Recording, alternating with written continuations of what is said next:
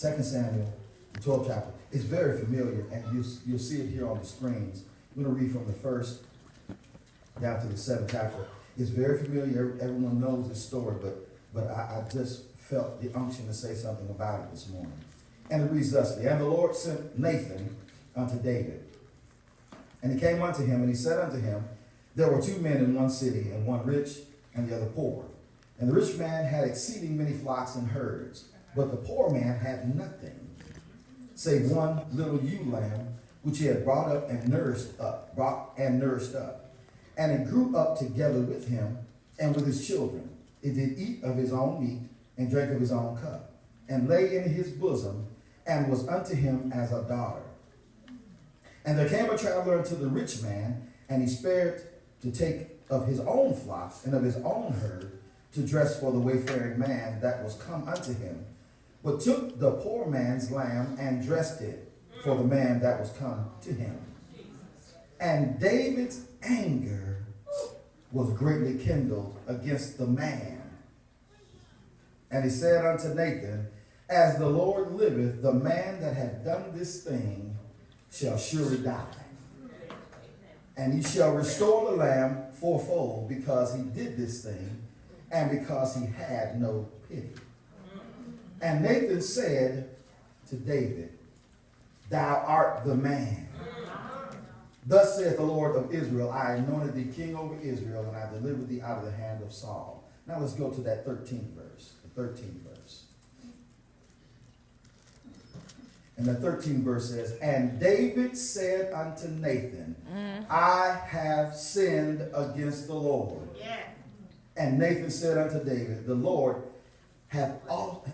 also hath put away thy sin, thou shalt not die. Let me read that part again, because it's important that you understand what just happened. And David said unto Nathan, this is the big part, I have sinned against the Lord. And Nathan said unto David, watch the response, just this quickly. The Lord also hath put away thy sin. Thou shalt not die. That's the way I felt about it, my sister, when I read it. That's the way it hit me, just like that. Amen. And I want you to think on these words for a moment. Y'all really listening to that? Yeah. What to do when it's you? Is anybody hearing me? What to do when it's you? In the day and time that we live in now, everybody is looking to blame somebody. Yeah, we all, they tell me, people tell me this constantly all the time, ain't nobody perfect. Well, if we know that nobody is perfect, then why do we always look to blame somebody else? I'm preaching good already. I need you to understand that if we understand that nobody is perfect, why don't we take responsibility for the things we have done? So what I want to discuss just briefly is what you are to do when it's you. Because the first thing we have to do is understand that sometimes it is you. Yeah. When you can't get along with nobody, most of the time you are the common denominator. Yeah. You're the one that is causing the issue. But we always want to find fault in somebody else. I'm reminded that the Pharisees and the Sadducees, they looked at Jesus and they didn't recognize their own, let me make a word up, Pastor, religiosity. Y'all use that one anytime you do it. They didn't recognize their own religious ways. They looked at Jesus and said he was at fault. David had to be called down by the Lord. The Lord had to send a prophet and give him a parable to make him understand what he had done. Now, it wasn't that David didn't know what he did, because he did it and he tried to hide it. But it wasn't until the Lord sent the man of God to him to say, hey, thou art the man. So when you begin to realize that is you, that's the first thing. We got to realize that it's us. Yeah. If the problem persists, and no matter what has happened, the problem still persists, you might want to look at yourself. They tell me that every time you point at someone else, you got 3 fingers pointing back. Somebody gonna get that on the way home. Y'all heard it, but you still didn't get it. See, we heard a lot of stuff that we didn't get. So I want you to understand that the first thing that we need to do, we're talking about 2018 and how things are going to be different, and we're going to do all these wonderful things in 2018. But look, it starts with realizing what you've done. And I felt that this message was so appropriate because we're getting ready to go into revival. And we ought to let the revival begin today. You need to realize within yourself that you've done some things that cause other people pain. Oh, you might not shout out this, but you're going to get something if you listen. What you need to understand is that you've done some things that were not pleasing in God's sight. Yeah, everybody wants to blame somebody. The Democrats want to blame the Republicans, and the Republicans want to blame the Democrats, and somewhere they're gonna point a finger at the independents, even though it ain't but a few of them. Is anybody hearing me? We want to blame our boss, and our boss wants to blame the employees, and we want to blame the customers. Come on, somebody. Everybody is looking for somebody to blame. But what I want you to do this morning, and more importantly, what the Lord wants you to do, is he wants you to do what David did. So the question is, what do you do when it's you? Well, let's look at David. David was a man after God's own heart. Why? Because he sinned? No. Because he committed adultery? Because he was a murderer? No, that's not why. It's because when David got called out, he didn't have a problem saying, I have sinned. Yeah, somebody ought to have been shouting right then. But see, the prospect of thinking about the fact that you messed up, it bothers us. Yeah, we're not real happy about saying when we were wrong. At least that's what my wife tells me.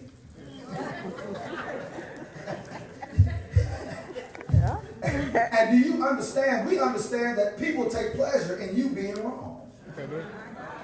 Anybody had that experience? Folks glad when you're wrong. I see you. See. You wasn't. Yeah. People take pleasure. And so that doesn't give us any pleasure. But David didn't have any problem. Even though he was king, he said, I have sinned against God. And that's the place that we have to start. First, we have to recognize that we did sin. Secondly, we have to admit that we sinned. And if you keep reading down in the text there, you'll find that David took off his kingly robes. Sometimes you got to put that position. You're gonna get yeah, I know you the superintendent. I know you the pastor. I know you the pastor's wife. I know you missionary, elder, bishop. I know you all these things. But sometimes you got to put your position. Yes, sir. Press in. And y'all shout me down when I'm preaching good. Look, sometimes you got to come out of your position and you got to think about your position.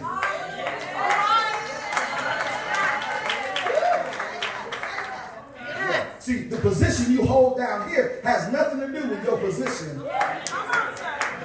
Amen. And it's not until we are comfortable putting off our kingly robes and getting. See, David took off his robe and he came off the throne. See, some people are not comfortable with giving up control. Oh, see, somebody felt that in their spirit. They didn't say nothing, but they felt it. Yeah. You got to become, you got to say, look, it does not matter what position I'm in. It does not matter that I'm the king. It does not matter that I got to step down off of my throne. All that matters is I got to get back in right relationship with the Father. And whatever I've got to do, I got to get back in. Is anybody? You got to get to the place where you will do anything to make sure that you're in right relationship with the Father. You're worried about who's looking at you Yes. instead of who you're looking at. You got to come down. There's no problem with coming down. There's no problem with admitting you're wrong. There's no problem with saying, Lord, I've sinned against you. Watch this. Nathan said immediately after David said, I've sinned against the Lord, he said immediately. So it tells me that Nathan had already been prepared by God to tell David, don't worry about it, I got you. He was already prepared because as soon as he said, I've sinned against the Lord, Nathan said, hey, don't worry about it. God has already put your sin away. Yes.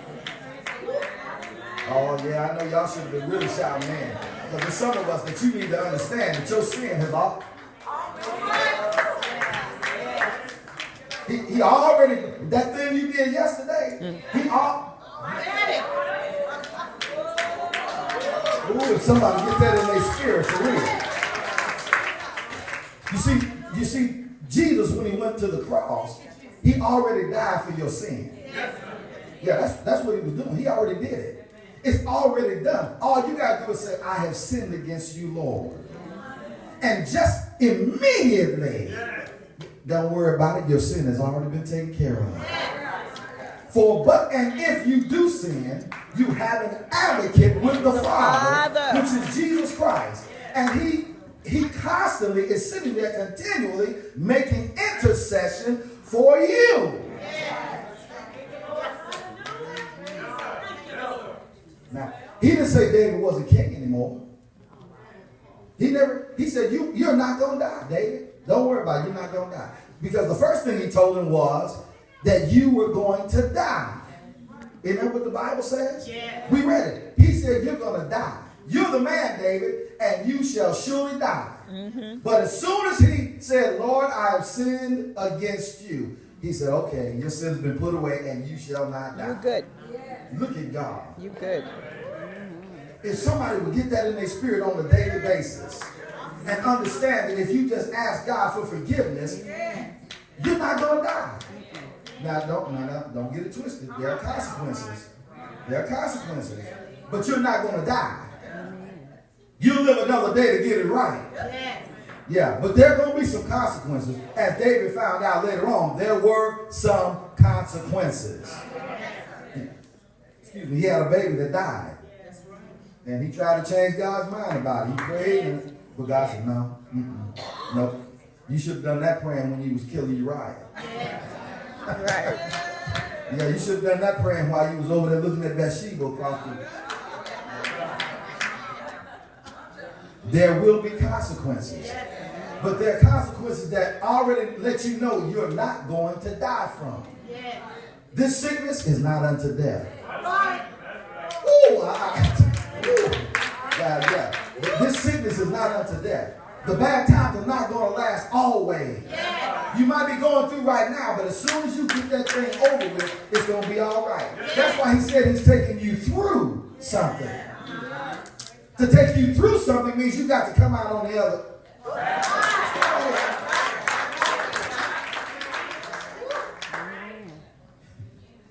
I'm going to be done in just a minute. Yeah, I'm going to be done in just a minute. But I need you to understand this morning that as we go into a time of revival, it's time for you to do some self. Look, the only time that some of us look at ourselves is when we just before we have communion on first Sunday. Right. We wait. We wait and build up everything until first Sunday, just before communion, and then we start saying, "Lord, forgive me, Lord, forgive me." I didn't, just so you can take communion. Are you kidding? You do that just so you can take communion? Oh, yeah. When you ought to be doing that every day, Every day. all day. Now let me get rid of a myth. Okay, Pastor Nod, he said, go ahead. Let me get rid of a myth. Sin is not what's responsible for sending you to hell. Oh, somebody said, what? Sin is there's consequences to sin, but when Christ died, he died to break the bond of sin over your life. Mm-hmm. When you are in Christ, sin stops you from having a good life right here. Mm-hmm. What you go to hell for is not receiving Jesus Christ as your Savior. Mm-hmm. Because sin don't hold you. Yeah. But see, we have preached so hard in this pulpit about sin that folks are scared of sin. But you don't reverence God. I felt somebody's head go, wow. Yeah, we're so sin conscious that we can't do nothing for the Lord because you're worried about sinning. He has already taken care of your sin. Yeah. Is anybody happy about that? Yes. Yes. Sin is not what you need to be worried about. It's not obeying God. Not obeying God. You work hard every day not to sin, but you ain't obeying what God said. Do you know that's sin? You don't believe nothing God said. The Bible says everything that is not of faith is sin. So if you don't believe that you can be healed, that's sin. If you don't believe God for your financial breakthrough, that's sin. Or somebody will get healed this morning, delivered this morning. You need to understand, stop having a sin conscience. Christ did that. If he was going to do it, he don't work. You don't need to do it. What David did was David admitted to his sin. And that's what you need to do. Admit to your sin. Because you already did it. You know. Just ask for forgiveness for the sin. Now, everybody talking about we're going to have a mansion when we get to heaven. You're going to have a mansion. Well, the difference about sin is your mansion may not be big as somebody else's mansion. All right. Huh? Because the Bible says in the 3rd chapter of 1 Corinthians that your stuff is going to be thrown in the fire to see what it's made of. Woo. Yeah, and some of that wood and stubble going to get burned up. That means you're not going to get as many crowns when you get there. Ain't nobody happy about hearing the truth, Pastor. Ain't nobody here. Look, you need to understand that we got to stop being so sin conscious. I'm not saying go out there and do anything you want to, but let me tell you something. When the Lord has put his spirit on the inside of you, you're not going to just live any kind of way.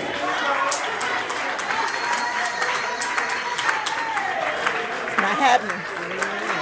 See, David had an issue. David wasn't filled with the Holy Ghost. Y'all stop thinking David wasn't even saved. Yeah. Oh, y'all looking at me funny. See, we go around, we got to understand the Bible. There is a separation between the Old Testament and the New Testament. Yes, sir. Okay? The folks in the Old Testament were not saved. Wasn't nobody saved until Jesus died on the cross and resurrected on the 3rd day morning. Can I get an amen? Amen. That makes That's sense. when people start being saved. It's But their faith was awarded to them as faith. The things that they did, believing God and following his word, it was afforded to them as faith. That's what it says about Abraham. That's what it says about Job. That's what it says about Enoch. Because they followed God's word.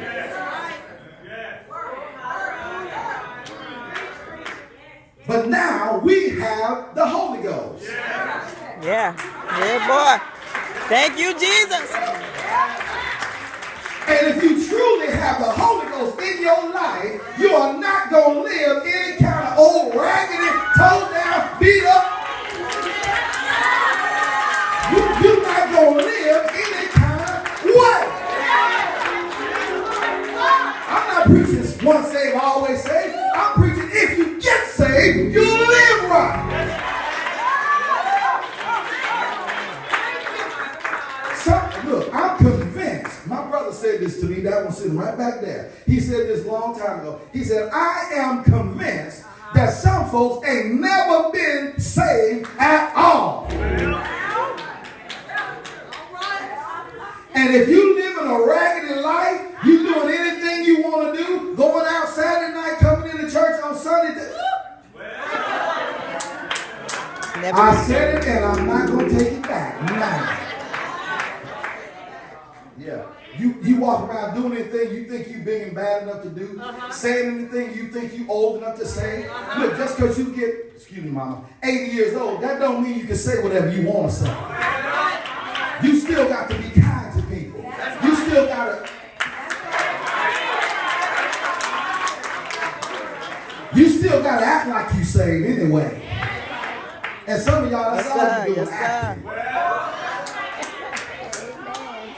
We got to come up in here and do what David did. Lord, I have sinned against you. I have not kept your statutes. I have not obeyed your law. I have not meditated in your law day and night. I have not done what you told me to do. I have not loved my brother and my sister.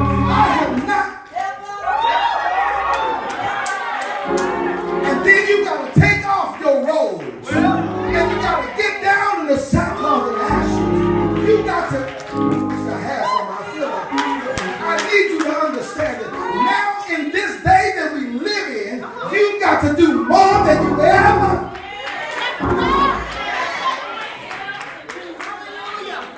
I'm talking about more than you've ever done. Whatever you've done to get you to this point, you got to do more than that now. Whatever you've done,